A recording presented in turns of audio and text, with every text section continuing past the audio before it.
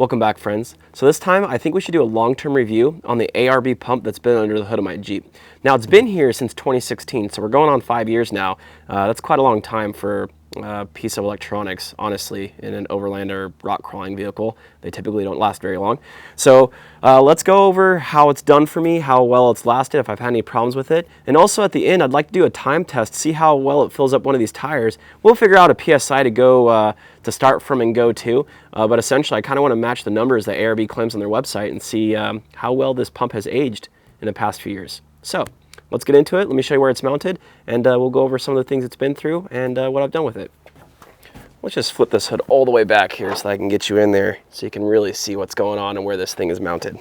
All right, we are looking under the hood of my Jeep. You can see here, this is your brake cylinder. I have a clutch, so I have the clutch cylinder here. There's the pump right here. It's mounted to the extra tray that comes in a TJ. Essentially what happens is TJs came in two different ways, US versus European. Obviously European, you have like right-hand drive versus left-hand drive. All this stuff essentially goes to the other side of the Jeep and the battery comes over here, which is why they have that trailer so you can put a battery so that they can install a battery. But however, because of that, they leave that tray, which is a perfect spot in my opinion to mount one of these pumps. It fits in there really well. It's nice and tight, not too snug, but allows you to get in there. Everything works without trying to wiggle things past each other or forcing everything in there. Now this pump is mounted rather close to the engine for some people. I've never had a problem with it. It's never turned off on me. It's always pumped air pretty, I don't know, normally, I guess you'd say. I mean, I've never noticed the output to be lower than since the day I got it, so I can't say that it's had any effect on it. Also, I've had this whole Jeep in pretty deep water up to the fender wells before when it was on 35s, and I don't know that the pump was fully submerged. I do know that it definitely got wet though. Everything in the engine bay got completely wet after that one. It's also been at really high altitude and pumped air. It's been at very low altitude. It's been at very hot temperatures and very cold temperatures. And we're talking heat. We're talking 120 degrees plus in Death Valley. And then cold, we're talking down to, you know, just below like tens, like in the tens and the teens. So it's done well everywhere.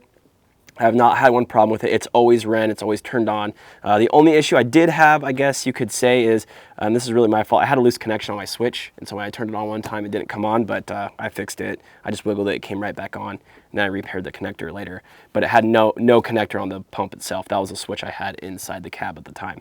So other than that, it's always turned on, it's always ever worked, and I've never had any issues with it. I don't have any lockers or anything wired up to it, so it doesn't operate lockers. All it does for me is basically blow tires up. That's the only thing I really use it for.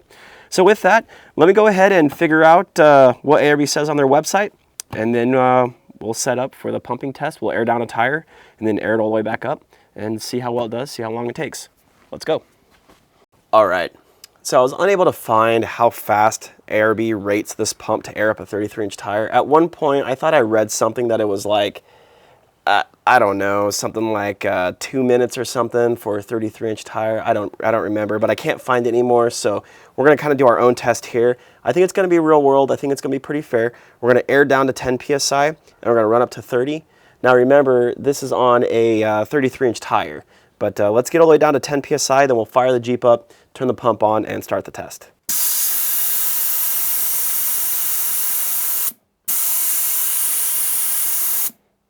All right, there's 10. Let me put the core valve back in. I'm going to go ahead and also use my other tool here, just to make sure we're right at 10 PSI. This guy says we're at 9.8, 9.9. That's pretty close. Alrighty, the Jeep is running, the air compressor is on, we're still at 10 PSI. Let's go ahead and start the test. 3, 2, 1, let's go.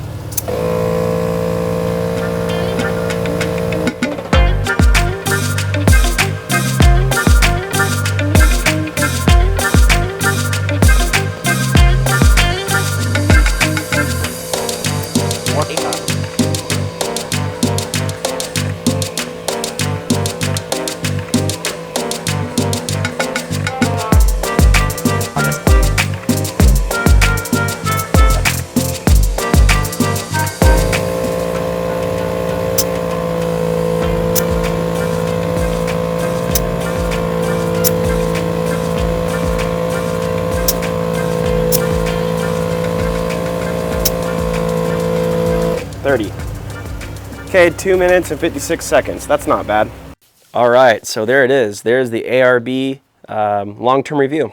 And honestly, it's been a good little pump. I've not had any problems with it. It's done everything I've asked it to. Mind you, that's only really airing up tires, but it's done everything I've asked it to, and it's never given me an issue. Only that one little problem I mentioned where that was completely my fault. It's just a wiring issue on one of my switches. But the pump itself has never given me a problem. It's always worked. So I highly recommend it. For the size and the power that you get out of this unit and the longevity, I don't really think you can go wrong.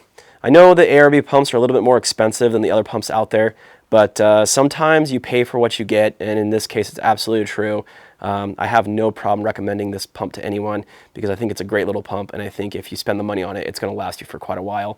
I myself, I still have faith in this pump, even though it's probably slowed down a little bit. I'll concede to that. It is 5 years old. I've used the heck out of it, so it's probably slowed down a little bit than if you bought a brand new one. But still, it sounds good. It doesn't make any funky noises. It provides just enough power to air up all your tires and everything, and it doesn't seem like it's losing a ton of pressure or anything like that. So for that reason, I still have faith in it. When I lose faith in it, I'll look at replacing it and figure out what to do then. But for now, I definitely recommend that pump. And I'll throw a link in the description below if you want to take a look at it for yourselves. If memory serves, I got it for a pretty decent price, but I don't remember what they go for today. I bought it 5 years ago, so I'm not sure what they go for anymore, but I'll throw the link in the description if you're interested. The only other pump I would really recommend, honestly, is the ARB Twin, but that thing is a whole nother price bracket thing. I mean, it's very expensive, very nice. I know a few people who have it, and they've not had a problem with it, but it's very expensive, and also it's big, and you have to figure out where to mount it. And on a newer vehicle, that can be very hard to do without spending a lot of money on modifying things or an extra bracketry or anything like that. And I know that you can put the pumps on the inside of the vehicle. I know there's a few people who do that, but I myself would never do that for one big reason. It's the noise. I guess two reasons. Noise, and I wouldn't want to plumb a bunch of airlines going in and out of the vehicle. I like to make one hole if I can and put everything through it with a nice grommet. I don't like to run a bunch of things through a bunch of different walls in the vehicle. I just think it's a bad idea. I try to minimize the holes as much as I can. But the noise too, I mean, I ran through one scenario in my head. If you have a wife or a girlfriend or kids and you do a late night run or an evening run or something like that, and they're all sleeping in the car and you got to air up and you hit that switch, man, I'm not sure you'd be able to stand staying inside the vehicle. That's got to be really loud. Unless you find a way to dampen the noise or put it in some sort of cubby that like blocks the noise. I would just imagine, like, inside my TJ, if I did that, that thing would just be howling. You wouldn't be able to be on the inside while I'm pumping up the tires, and that's just no fun. So for that reason alone, I'd never put it on the inside. I'd always recommend them going on the outside, even though a lot of people say don't put it in the engine bay because of the heat. That's not been a problem in my experience. The pump works just fine and have no issues with it. So I think I think if you get a good quality air pump, they're built to take the heat to an extent. So anyway, guys, that's it for this review. Let me know what you think about it in the comments. Like I said, I'll drop that link to this pump in the description below so you can take a look at it. And yeah, so with that, thank you for watching, and we'll see you next video.